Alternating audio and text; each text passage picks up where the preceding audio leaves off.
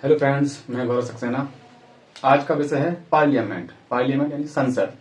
तो भारतीय संघ की एक संसद होगी, इस विषय में हमको चर्चा करना है। तो संसद के 3 अंग होते हैं। इन्हीं तीनों स्तंभों पर हमारी संसद खड़ी हुई है। जब तक ये 3 स्तंभ नहीं होंगे हम संसद की कल्पना नहीं कर सकते। तो संसद का पहला अंग जो राष्ट्रपति है वो भारतीय संविधान के अनुच्छेद 52 में वर्णित है।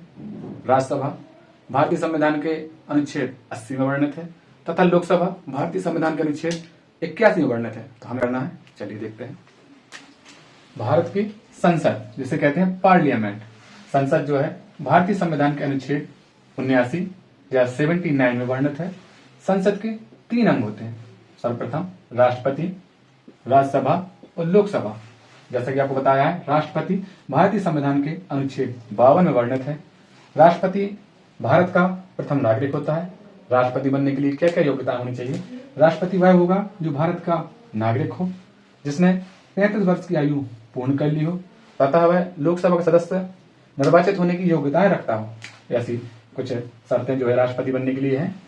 अब आते हैं, दूसरा अंग है राज्यसभा। राज्यसभा जो है भारतीय संविधान के अनुच्छेद 80 में वर्णित है। राज्यसभा का सदस्य निर्वाचित होने के लिए कम से कम न्यूनतम 30 वर्ष की आयु पूर्ण कर ली हो। राज्यसभा जो है उच्च सदन कहलाता है। राज्यसभा को उच्च सदन कहते हैं। यह एक स्थायी सदन भी है, यह कभी भंग नहीं होता। इसका कार्यकाल 6 वर्ष होता है। राज्यसभा का कार्यकाल 6 वर्ष होता है तथा राज्यसभा के सभी सदस्य एक साथ निर्वाचन होता है, न ही एक साथ सेवानिवृत्त होते हैं। यहाँ एक नियम है कि प्रत्येक 2 वर्ष में 1/3 सदस्य सेवानिवृत्त होते रहते हैं। राज्यसभा की अधिकतम सीटें 250 हैं और राज्यसभा का जो अध्यक्ष होता है वो उपराष्ट्रपति होता है। यह एकमात्र ऐसा।